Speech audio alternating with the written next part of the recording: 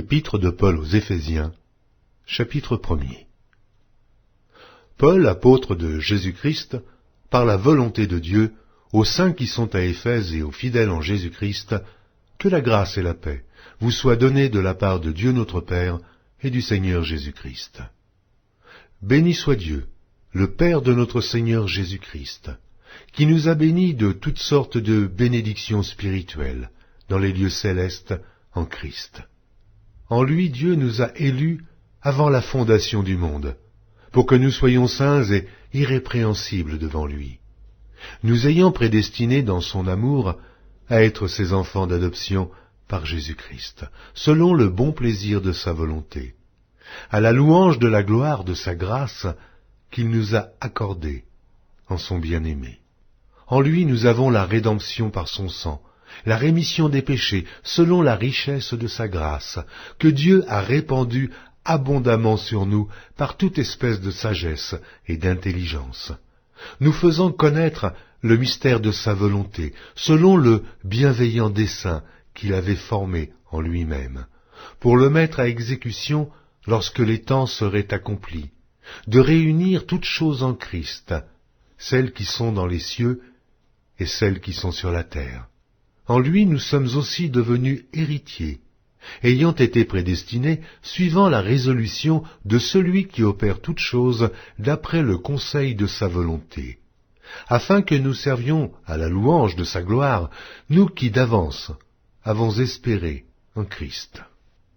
En lui, vous aussi, après avoir entendu la parole de la vérité, l'évangile de votre salut, en lui vous avez cru, et vous avez été scellés du Saint-Esprit qui avait été promis, lequel est un gage de notre héritage, pour la rédemption de ceux que Dieu s'est acquis à la louange de sa gloire.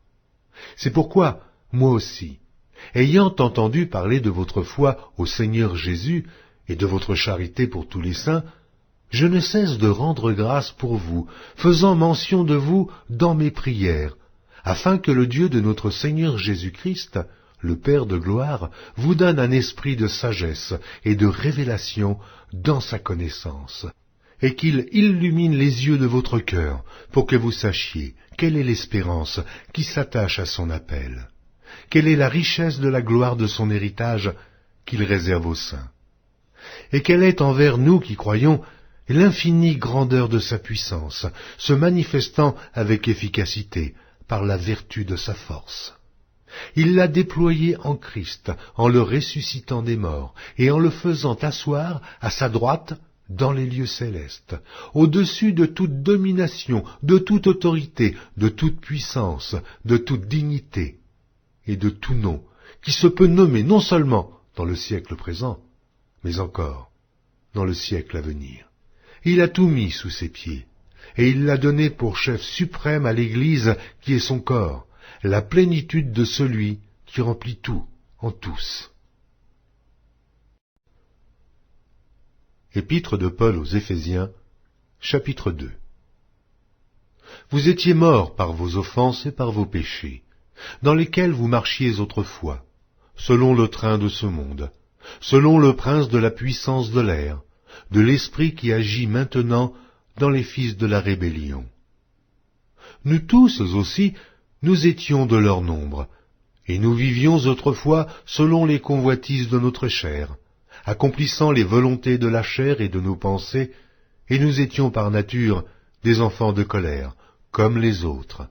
Mais Dieu qui est riche en miséricorde, à cause du grand amour dont il nous a aimés, nous qui étions morts par nos offenses, nous a rendus à la vie avec Christ. C'est par grâce que vous êtes sauvés.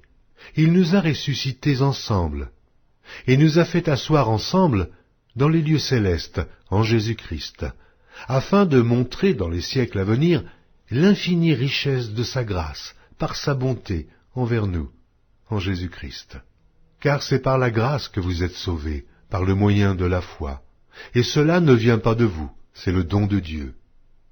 Ce n'est point par les œuvres, afin que personne ne se glorifie, car nous sommes son ouvrage, ayant été créés en Jésus-Christ pour de bonnes œuvres que Dieu a préparées d'avance, afin que nous les pratiquions. C'est pourquoi Vous, autrefois païens dans la chair, appelés incirconcis par ceux qu'on appelle circoncis, et qui le sont en la chair, par la main de l'homme, souvenez-vous que vous étiez en ce temps-là, sans Christ, privés du droit de cité en Israël, étrangers aux alliances de la promesse, sans espérance et sans Dieu dans le monde. Mais maintenant, en Jésus-Christ, vous qui étiez jadis éloignés, vous avez été rapprochés par le sang de Christ. Car il est notre paix, lui qui des deux n'en a fait qu'un, et qui a renversé le mur de séparation, l'inimitié, ayant anéanti par sa chair les lois des ordonnances dans ses prescriptions, afin de créer en lui-même avec les deux un seul homme nouveau, en établissant la paix, et de les réconcilier l'un et l'autre en un seul corps, avec Dieu par la croix, en détruisant par elle l'inimitié. Il est venu annoncer la paix à vous qui étiez loin, et la paix à ceux qui étaient près. Car par lui, nous avons les uns et les autres accès auprès du Père, dans un même esprit. Ainsi donc, vous n'êtes plus des étrangers, ni des gens du dehors, mais vous êtes concitoyens des saints, gens de la maison de Dieu. Vous avez été édifiés sur le fondement des apôtres et des prophètes, Jésus-Christ lui-même étant la pierre angulaire. En lui, tout l'édifice bien coordonné s'élève pour être un temple saint dans le Seigneur. En lui, vous êtes aussi édifiés pour être une habitation de Dieu, en esprit. Épître de Paul aux Éphésiens, chapitre 3. À cause de cela, moi, Paul, le prisonnier de Christ pour vous, païens, si du moins vous avez appris quelle est la dispensation de la grâce de Dieu qui m'a été donnée pour vous, c'est par révélation que j'ai eu connaissance du mystère sur lequel je viens d'écrire en peu de mots. En les lisant, vous pouvez vous représenter l'intelligence que j'ai du mystère de Christ. Il n'a pas été manifesté aux fils des hommes pendant les autres générations, comme il a été révélé maintenant par l'Esprit aux saints apôtres et prophètes de Christ. Ce mystère, c'est que les païens sont cohéritiers, forment un même corps et participent à la même promesse en Jésus-Christ par l'Évangile, dont j'ai été fait ministre selon le don de la grâce de Dieu qui m'a été accordé par l'efficacité de sa puissance. À moi, qui suis le moindre de tous les saints, cette grâce a été accordée d'annoncer aux païens les richesses incompréhensibles de Christ, et de mettre en lumière quelle est la dispensation du mystère caché de tout temps en Dieu qui a créé toutes choses, afin que les dominations et les autorités dans les lieux célestes connaissent aujourd'hui par l'Église la sagesse infiniment variée de Dieu, selon le dessein éternel qu'il a mis à exécution par Jésus-Christ notre Seigneur, en qui nous avons, par la foi en lui, la liberté de nous approcher de Dieu avec confiance. Aussi je vous demande de ne pas perdre courage à cause de mes tribulations pour vous. Elles sont votre gloire.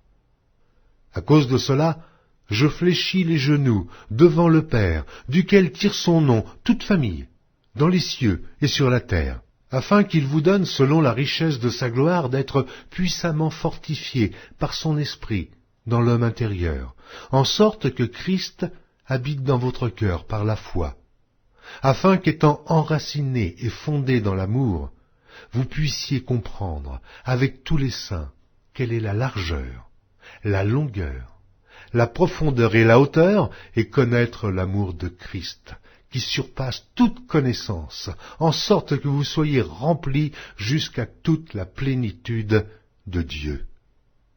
Or, à celui qui peut faire, par la puissance qui agit en nous, infiniment au-delà de tout ce que nous demandons ou pensons, à lui soit la gloire, dans l'Église et en Jésus-Christ, dans toutes les générations, au siècle des siècles.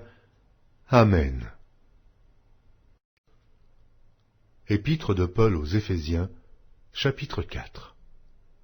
Je vous exhorte donc, moi, le prisonnier dans le Seigneur, à marcher d'une manière digne de la vocation qui vous a été adressée, en toute humilité et douceur, avec patience, vous supportant les uns les autres avec charité, vous efforçant de conserver l'unité de l'esprit par le lien de la paix.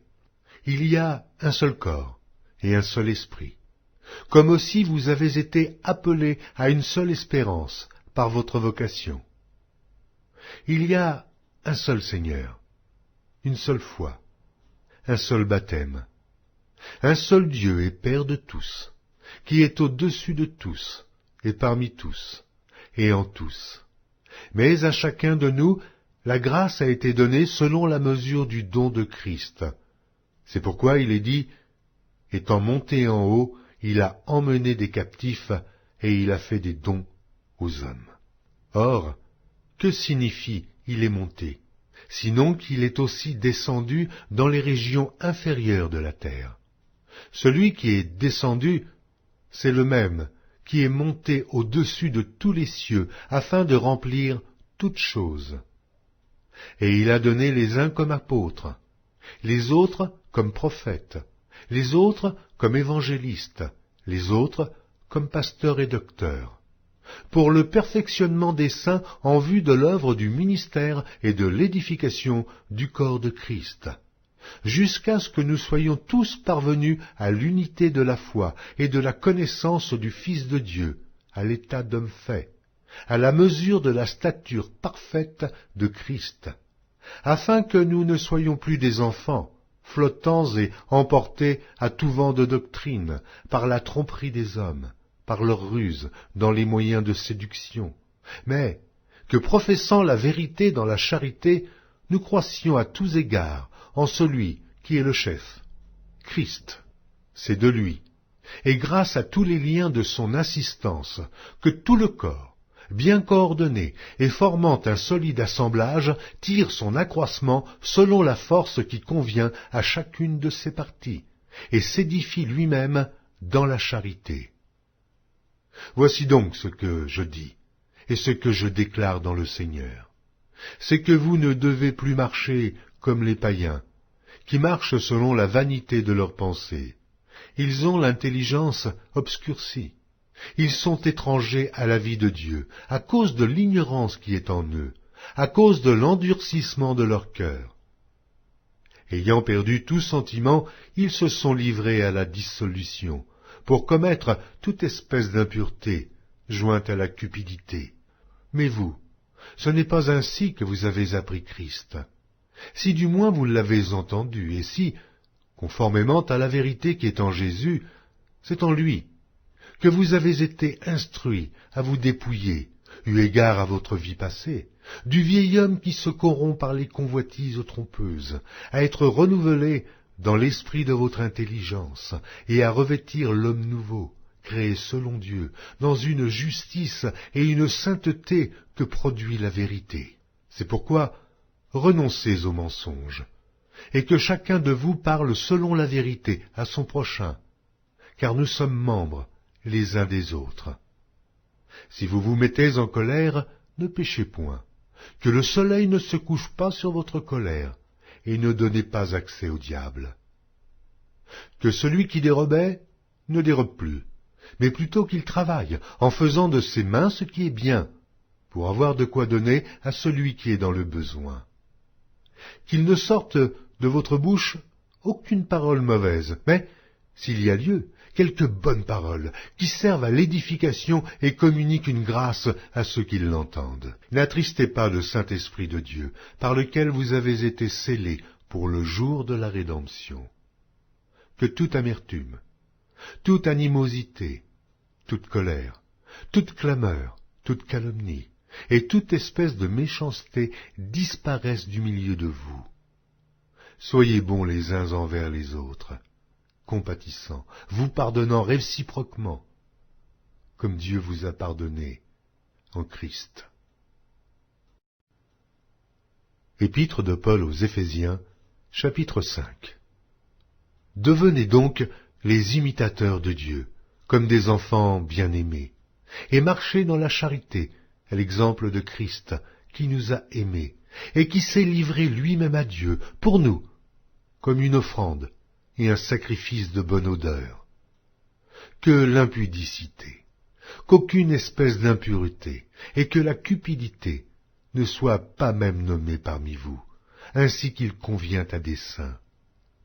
Qu'on n'entende ni paroles déshonnêtes, ni propos insensés, ni plaisanteries, choses qui sont contraires à la bienséance, qu'on entende plutôt des actions de grâce, car, sachez-le bien, aucun impudique ou impur, ou cupide, c'est-à-dire idolâtre, n'a d'héritage dans le royaume de Christ et de Dieu. Que personne ne vous séduise par de vains discours, car c'est à cause de ces choses que la colère de Dieu vient sur les fils de la rébellion. N'ayez donc aucune part avec eux. Autrefois vous étiez ténèbres, et maintenant vous êtes lumière dans le Seigneur. Marchez comme des enfants de lumière, car le fruit de la lumière consiste en toutes sortes de bonté, de justice et de vérité. Examinez ce qui est agréable au Seigneur, et ne prenez point part aux œuvres infructueuses des ténèbres, mais plutôt condamnez-les. Car il est honteux de dire ce qu'ils font en secret.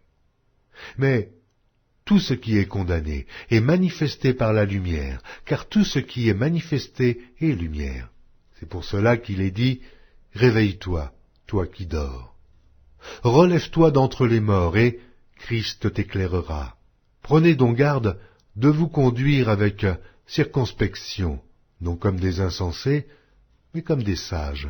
Rachetez le temps, car les jours sont mauvais.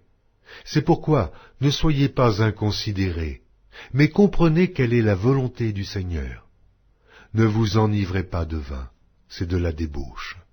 Soyez au contraire remplis de l'esprit.